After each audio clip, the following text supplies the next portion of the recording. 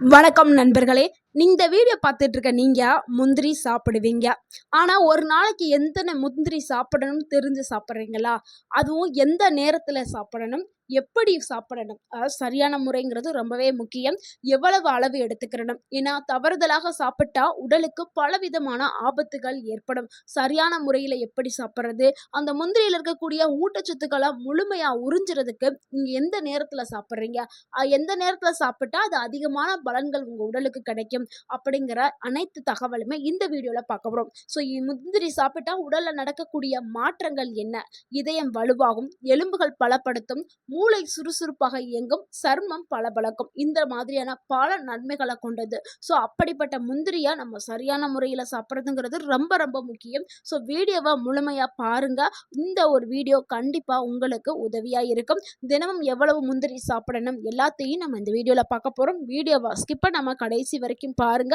இந்த வீடியோ உங்களுடைய ஆரோக்கியத்திற்கு ரொம்ப ரொம்ப முக்கியமான ஒரு வீடியோவாக இருக்கும். உங்கள் ஆரோக்கியம் உங்கள் கையில்தான். முந்திரிங்கிறது முந்திரி மரத்தோடைய பழத்திலிருந்து கிடைக்கக்கூடிய விதை தாங்க முந்திரி.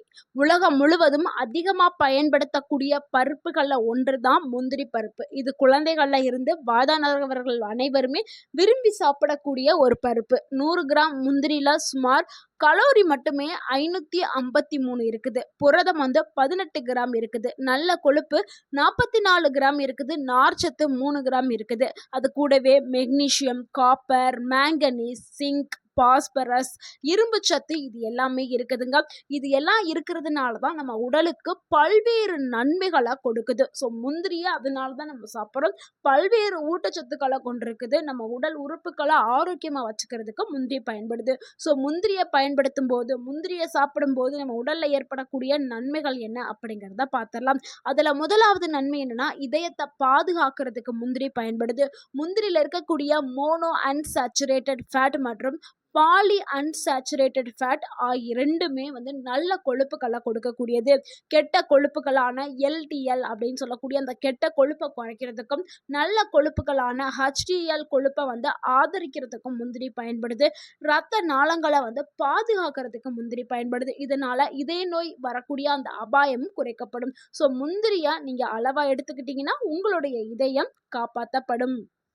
அடுத்து இரண்டாவது நன்மை, எலும்புகளை பலப்படுத்துறதுக்கு முந்திரி பயன்படுது. முந்திரியில் மெக்னீசியம், பாஸ்பரஸ், கால்சியம் இது எல்லாமே இருக்குதுங்க. இது இருக்கிறதுனால எலும்புகள் மற்றும் பற்களுடைய வலிமைக்கு முந்திரி ஒரு சிறந்த உணவாக இருக்குது.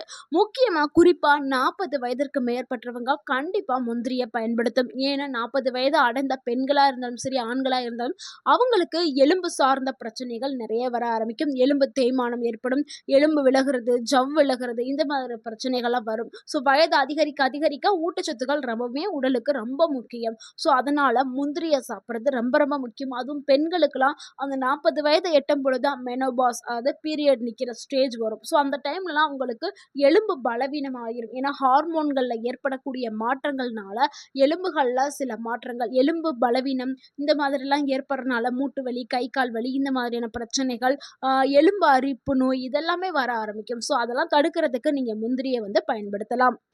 அடுத்து மூன்றாவது நன்மை என்னன்னா, மூளையோடைய செயல்பாட்டை மேம்படுத்துறதுக்கு முந்திரி பயன்படுது. முந்திரியில் என்ன இருக்குதுன்னா, மெக்னீசியம் மற்றும் நல்ல கொழுப்பு இருக்குது. இது இருக்கிறதுனால நினைவாற்றலை ஆதரிக்கிறதுக்கும் நரம்பு மண்டலத்தை செயல்படுத்துறதுக்கும் பயன்படுது. முக்கியமாக கவனத்தை அதிகப்படுத்துறதுக்கு முந்திரி பயன்படுது. முக்கியமாக படிக்கக்கூடிய மாணவர்கள், அலுவலகத்தில் வேலை செய்கிறவங்களுக்கு இது ஒரு சிறந்த ஸ்நாக்ஸாக இருக்கும். நீங்கள் பள்ளி படிக்கக்கூடிய மாணவர்கள் 10th 12th public exam எழுதுறவங்களாம் daily அவங்களுக்கு முந்திரி கொடுத்தீங்கன்னா அவங்க படிக்கக்கூடிய எல்லாமே சூப்பராக ஞாபகத்தில் இருக்கும். அதனால அவங்க நல்ல ஒரு ஸ்கோரை எடுக்கலாம். அந்த அளவுக்கு முந்திரி நினைவாற்றலை அதிகப்படுத்தும். அதே மாதிரி வயதானவர்களுக்கு வயது அதிகரிக்க அதிகரிக்க நினைவாற்றல் குறைஞ்சிக்கிட்டே வரும். அதனால அவங்களுடைய ஞாபக சக்தி ரொம்ப குறைந்து அவங்க பேச வந்த வார்த்தையை மறந்துடுவாங்க. சிலரெல்லாம் அவங்க பேரை கூட மறந்துடுவாங்க. அப்படி இருக்கிறவங்களுக்கெல்லாம் நீங்கள் முந்திரியை தொடர்ந்து நீங்கள் கொடுத்துட்டு வந்தாவே நல்ல ஒரு மாற்றத்தை காணலாம். அடுத்து நான்காவதா பார்க்கக்கூடிய ஒரு நன்மை என்னன்னா, நோய் எதிர்ப்பு சக்தியை அதிகப்படுத்துறதுக்கு முந்திரி பயன்படுது. முந்திரியில் இருக்கக்கூடிய ஜிங்க், காப்பர், ஆன்டி ஆக்சிடென்ட்டுகள் உடல்ல நோய் எதிர்ப்பு சக்தியை வலுப்படுத்துறதுக்கு பயன்படுது. இதனால வெளியிலிருந்து வரக்கூடிய பாக்டீரியா, வைரஸ் தொற்றுகளை எதிர்த்து போராடும் தன்மை உடலுக்கு கிடைக்குது. சிலருக்கெல்லாம் அடிக்கடி சளி, இருமல், காய்ச்சல்லாம் வரும். அவங்கெல்லாம் முந்திரியை தொடர்ந்து எடுக்கும் பொழுது அது வரவே செய்யாது. உடல் நல்லாவே இம்யூனிட் பவர் கிடைச்சி நல்லா உடல் ஸ்ட்ராங் ஆக்கப்படும். ஸோ தொட்டதுக்கெல்லாம் சிலருக்கு சளி வரும், காய்ச்சல் வரும். ஸோ அதெல்லாம் இனிமேல் வரவே செய்யாது. அந்த அளவுக்கு நிறைய இம்யூனிட் பவரை கொடுக்கக்கூடியது முந்திரி. அடுத்து 5வதா பார்க்கக்கூடிய ஒரு நன்மை என்னன்னா, சர்மத்தை அழகாக்குறதுக்கு முந்திரி பயன்படுது.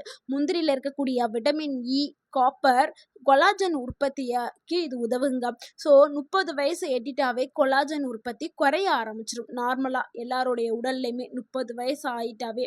அடுத்து 40-50 வயசுலாம் ரொம்பவுமே கம்மியாயிரும். ஸோ அந்த டைமில் கொலாஜன் அதிகமாக இருக்கக்கூடிய உணவுகளை கண்டிப்பாக எடுத்துக்கணும். அப்படி எடுத்தால் மட்டும்தான் உங்களுடைய இளமையான தோற்றத்தை தக்க வைக்க முடியும். ஏன்னா உடலால் உற்பத்தி செய்ய முடியாது. வயது அதிகரிக்க அதிகரிக்க அதனால உற்பத்தி செய்ய முடியாது. அதனால நம்ம அந்த உணவுகளை நம்ம சாப்பிட்டு அதை ஈக்குவல் பண்ணிக்கிறணும். ஸோ முந்திரியில் விட்டமின் இ இருக்கிறதுனால கொலாஜன் உற்பத்தி நல்லா கிடைக்கும். இதனால சருமம் நல்ல பளபளப்பாக இருக்கும். வயது தோற்றத்தை தாமதப்படுத்தும், அதாவது முதுமையை தாமதப்படுத்தும். முகங்களில் வரக்கூடிய அந்த முகச்சுருக்கங்கள் இது எல்லாத்தையுமே குறைக்கும், வரவிடாமலும் தடுக்கும்.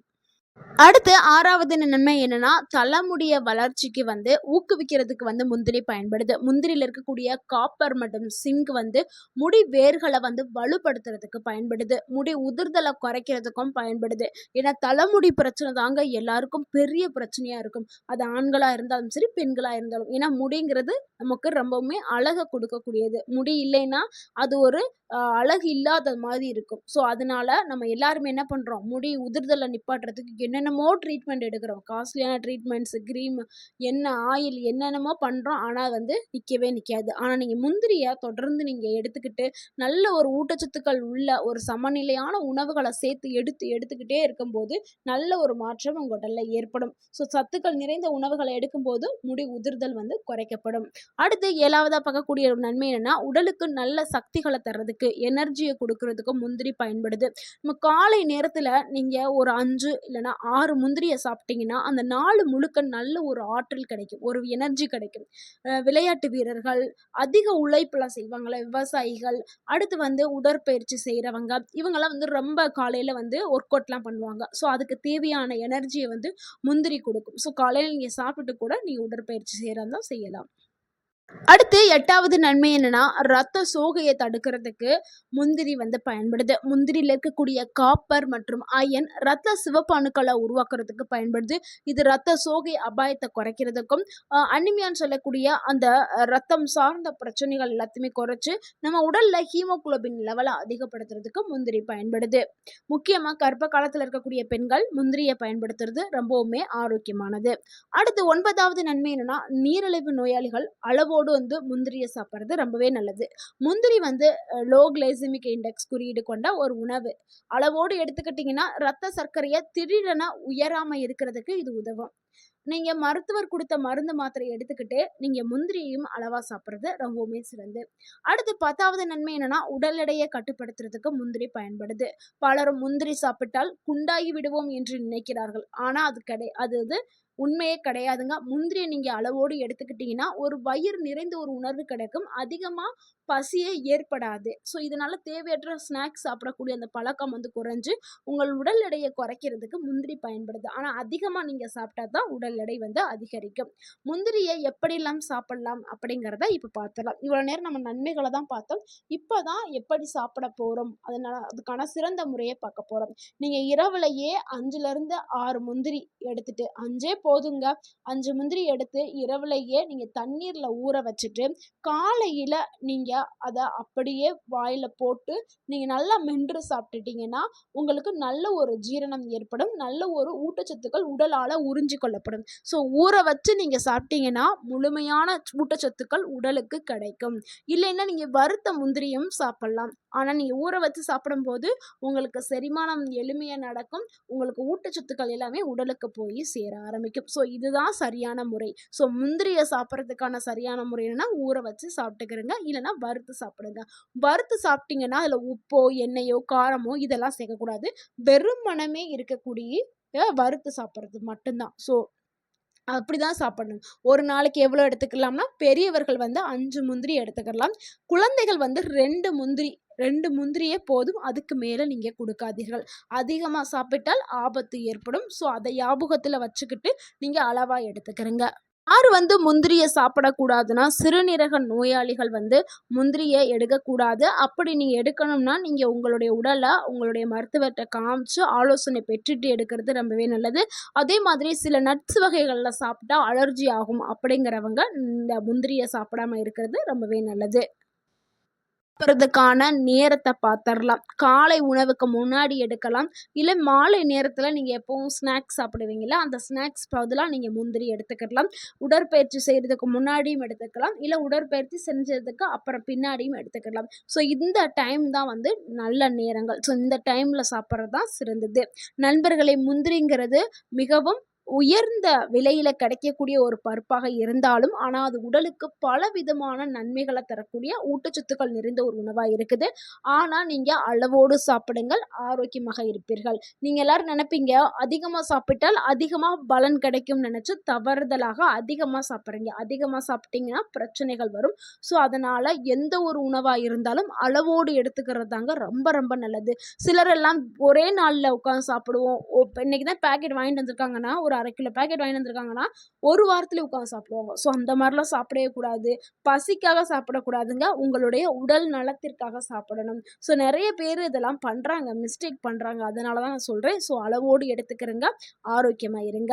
இந்த வீடியோ உங்களுக்கு பயனுள்ளதா இருந்திருந்தா, இந்த வீடியோக்கு ஒரு லைக் பண்ணுங்க. இந்த வீடியோவ உங்களுடைய ஃப்ரெண்ட்ஸ் அண்ட் ஃபேமிலிக்கு ஷேர் பண்ணுங்க. மறக்காம நம்ம சேனல சப்ஸ்கிரைப் பண்ணுங்க, சப்போர்ட் பண்ணுங்க, கமெண்ட் பண்ணுங்க. தேங்க் யூ ஃபார் வாட்சிங் அண்ட் வாழ்க வளமுடன். உங்கள் ஆரோக்கியம் உங்கள் கையில் தான். நன்றி, வணக்கம்.